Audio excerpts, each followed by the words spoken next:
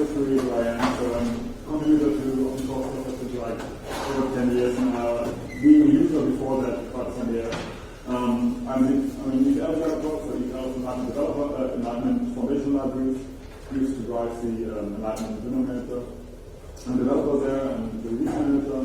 I'm also maintaining a small subsystem in the Linux kernel, which is the main driving part here why I'm actually working on this kind of driver and this kind of scenario. But I will come to that in a minute. And I'm also the team lead of the Center on Source Communication. So, what I'm going to talk about today, first I will go into the problem statement, why I'm actually doing that, why I want to test something like that out, why it would help me in my personal development workflow. Then I talk a little bit of the hardware selection I've been doing there. That is not comprehensive, so it doesn't mean I have to look at all the shit and everything. I have a really specific use case in mind, and if you have a different use case, it might be not the best solution for you. Finally I got with the MCP 2210 chip, and that's why I go a bit into the details there, what I'm going there, what the status is of this driver, and so on. And then I talk a little bit about not the hardware side, but the software testing side I'm doing because I really wanted a rapid testing cycle, so I can actually work on the driver, test it, run my system, but still be fast as I can do it. Okay, so what problem did I actually try to solve here? So, as I said, I maintain a really small subsystem in the Linux kernel. It's 802.15.04, which is a so-called low pan, which is a standard for wireless communication, which doesn't have much bandwidth or anything, but it's low power, so it's quite interesting. So some people might know, if you know ZigBee, for example, the lower layers of that net is SPI layer, that's actually 15.04. And the typical transceiver for this kind of subsystem really simple ones. They most of the time come with an FPA interface for data transmission and some extra details for signaling like getting IFQ or resetting the chip or maybe some out of band distribution. So it's really simple devices, and drivers are normally like only a few hundred lines of code, maybe 1,000. I just got another drive submitted this morning, and that was like 1,500 lines, but that was actually quite huge. So that's the area I'm working in, and I want to improve on that. Because what I did in the beginning, and I'm still doing sometimes, is to test these kind of devices. I hope they're not too Raspberry Pi. Just because it's so convenient to have it, I could use a different development board for that, but I just use the Pi normally because I had some of them lying around. But there have been quite a few drawbacks with that, at least in my personal workflow for that. Building a mainline chain for Raspberry Pi is not that easy. Because if I need to be updated with all what's going on in next, for example, so the networking subsystem, to make sure that all my stuff that I send a pull request out is actually replying cleanly and merging cleanly and so on. So I need to make sure that this thing's tied to the building. And that's not always easy with Raspberry Pi. I had at least 3 or 4 times problems with the USB host controller on it, and that means that I haven't been able to actually get access to the device for a serial line or something. And it was always painful to get it really building and booting up. So, most of the time it worked, but there have been situations where I spent hours on just debugging the Pi instead of the actual driver I'm working. So that was a bit annoying for me. Then there's cross-compilation. I don't really mind that much, but you always have to make sure, okay, you have the tool chain around, everything is set up correctly, and it is sometimes annoying if you want to debug things, but in general, cross-compilation is not the problem I'm trying to solve here. Another thing that annoyed me a bit was the whole process of getting the kernel to the embedded board, back and forth, booting it, rebooting, the whole test cycle was slow. I mean, you could do different things. I just copied it over with SCP and then restarted the machine. That worked most of the time. You could go with NFS and TFTP, booting the kernel and so on. There are a lot of solutions for that, but it always involves more time in what I will come on later, which I use just virtualization on x86, and that is always a bit bigger there. So that is the problem statement I have here. I was worried about that for a long time. I still keep going with the Raspberry Pi solution, but at some point I asked myself if I should really not look into something else to solve the problems I have. So the dream solution I was thinking about was a really small chip, just a really simple one, because I don't want to make it more complex than it already is. That would be just exposing SPI and GPIO pins, so I can really hook up the wires from my transceivers to that, make it easy to then connect it over USB to either my workstation code or my laptop when I'm traveling. So another thing, when I looked around, I found a lot of these kind of solutions, but they're always exposed to SPI interface to user space, be it either over lit USB or SPI dash, or just as a USB interface device or something. That's good if you have a really specific use case and want to have like the logic for your driver or the sensor you're reading from or whatever inside your application. But what I wanted to do was to make sure that I can test, write, and debug kernel files. So all what I need is that this SPI master driver is actually exposed inside the kernel, and I can hook it up inside the kernel, and then everything can get tested and works. So that was the problem when I looked around first. And another thing was that I really wanted to have a quick turnaround on testing here without a chance on screwing up my own system. So just building a kernel that comes from NetMax and rebooting it on my main workstation, that's not a good idea because it can really screw up your whatever, maybe even your file system. I mean, normally that doesn't happen, but I mean, I really want to avoid all these possibilities at least. What I don't want to have again was like, I want to avoid embedded board, I want to avoid cross-compilation, no mainline kernels, no user space library, no hidden interface, all of these things.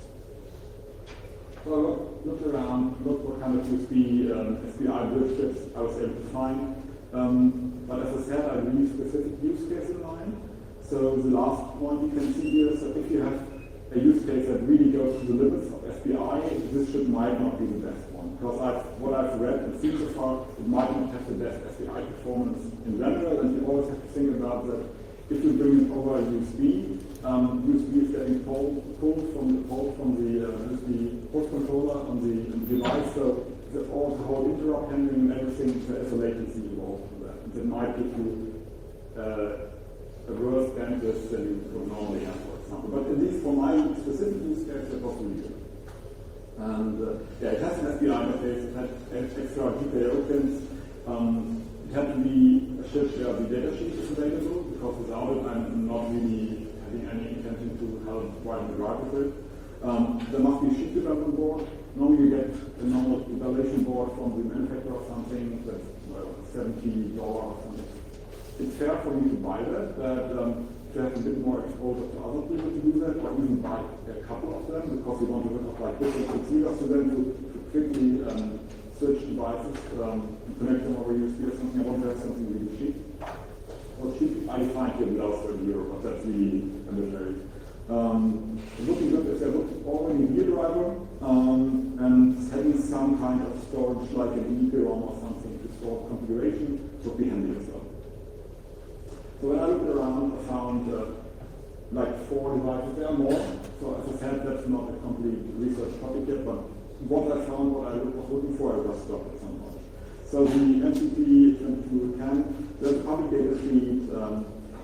There is no mainline driver. There's an asterisk there, because if I refer to that, that means there is a driver actually, but it's not doing what I actually looking for. It's a driver inside the kernel, detected as an human interface device over USB, and then you can use it from user space and talk to the SPI device attached to it. But that's not the solution I was looking for.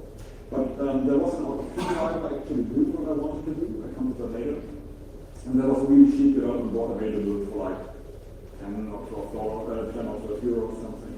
So the other ones all had problems in some regard or another. So the Silicon Labs, there was no cheap development board available. At least I haven't been able to find one, and I was not really in the mood in doing another PCB design and getting manufactured and things. The FPI chips, I mean, they're well supported. There are cheap boards for that, but getting this one in a situation where the driver would do what I wanted would have been more complicated, because there was no out-of-print driver doing that. I mean, they have drivers for all kinds of scenarios, but certainly not do that.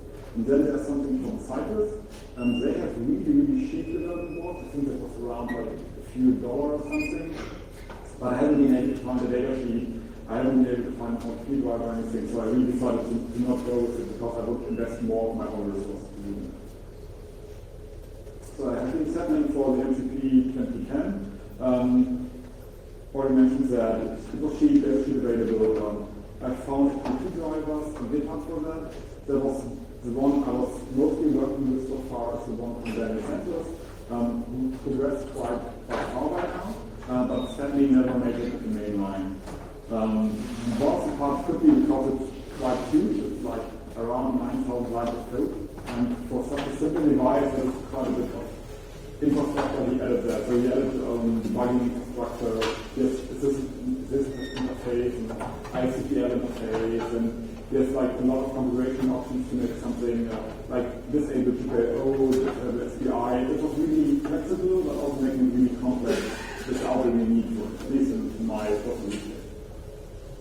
So, when I started looking at the chip, the first thing I realized is that the Linux kernel already detects the USB ID and tries to assign it to the USB human interface device driver. That is already the kernel, which is a problem because I don't want to use it. So one thing you can do is having the user to unbind the driver and make sure that it detects on your own. The other solution you can do is write into the EEPROM from the chip your own product and vendor ID, so that you can actually either you have one of these, or you can find a project that offers you some of these or something, and then you can go from there. And because it's stored in EEPROM, it doesn't mean it's even there after resets and everything. So that is actually the solution I want to go with, but I haven't done that this one. So what you need to do on the kernel side to get this all rolling is in the normal USB probe and disconnect functions that get called and put into the device. You need to make sure that you are setting up an SPI master device inside the kernel.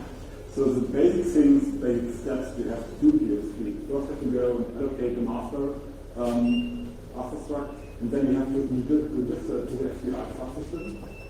And once you have set all these things up, you somehow need to let the system know what kind of SPI device is attached to it. Because SPI is not a bus where probing happens or anything, so you don't know what to attach to it. You have to let the kernel know about it. There's the struct SPI board information struct, where you can just put in all the information you need. And then you give that to SPI new device, call that, and then you have some matching of the mod ideas, and then the kernel detects the device, loads the driver, and tries to do the probing of the driver. So that is the basic step that I actually working on.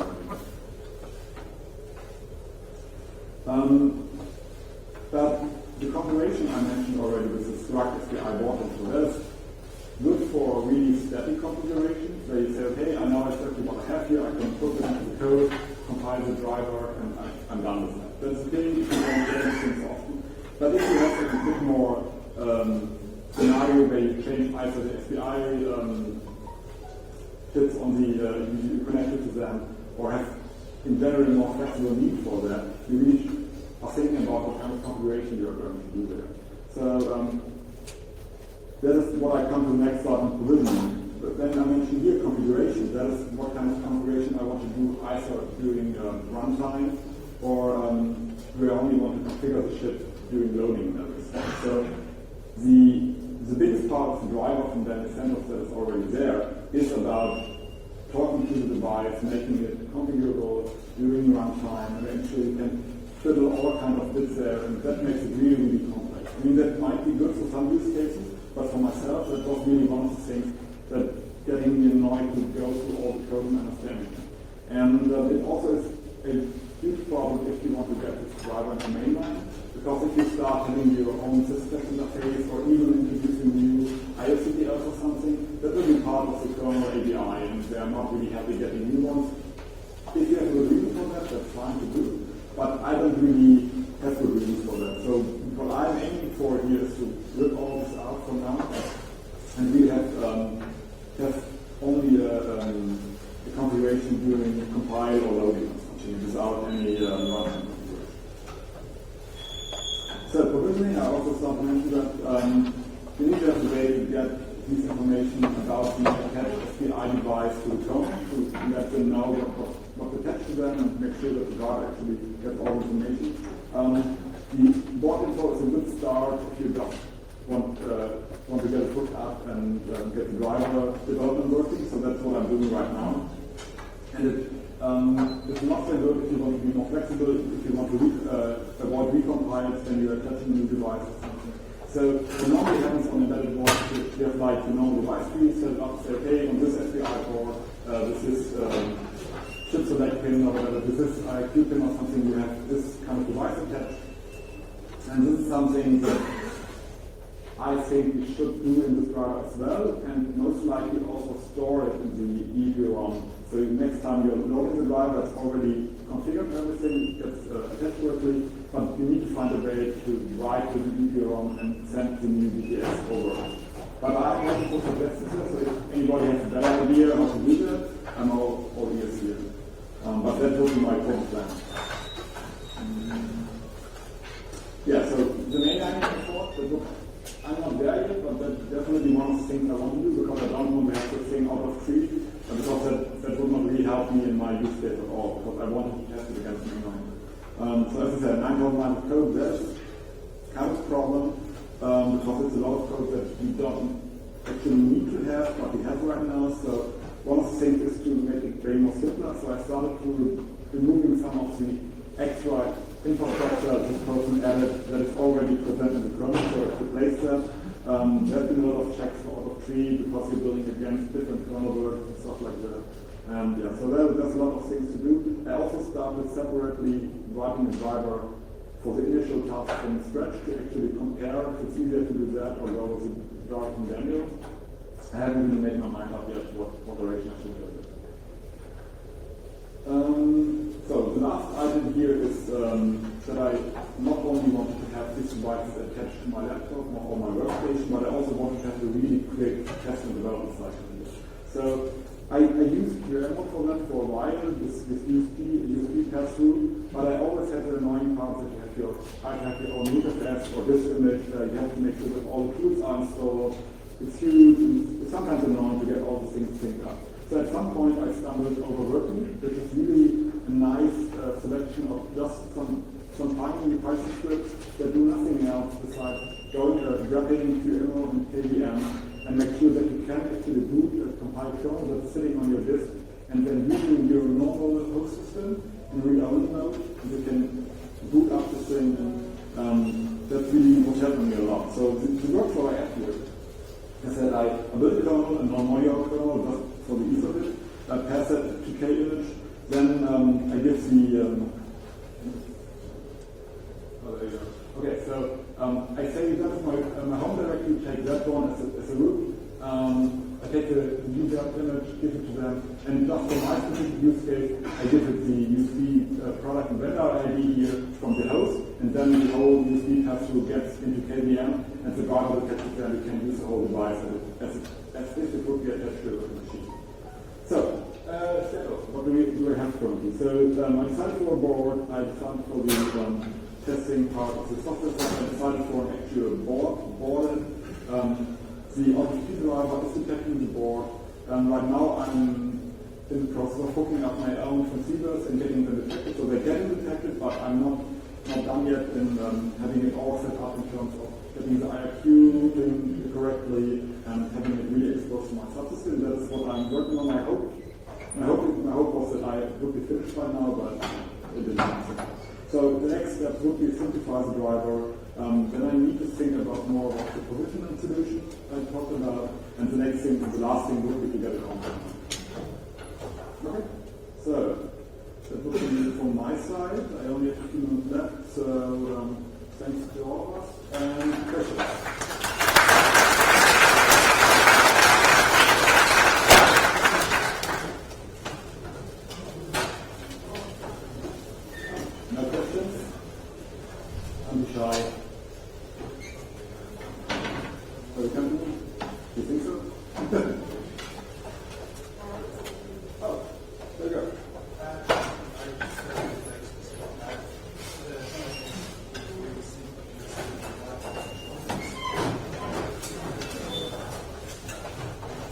The question was if I could think about using really simple microcontrollers and funny enough, I actually did something like that a few years back, but that was the custom design for an Atmel controller and an Atmel 15 keyboard, having it all sitting together, and I designed a UP interface for that. So I did that, but I didn't want to go the whole way in designing the board, setting it all up, and making sure for that. So I could have done the way that we had a program for that, but I really wanted something off the shelf and just grab it out. So that's the main solution. That was the main reason for that, because the investment of time and resources had to could be a bit more. So I'm not a hardware engineer, so that takes me a long time to get it all set up. And then you have to find a way to sell it to people, manufacture it, and so on. But the idea would work as well. Okay. Was there another question, or? Okay, so thanks for your attention, and have a good day.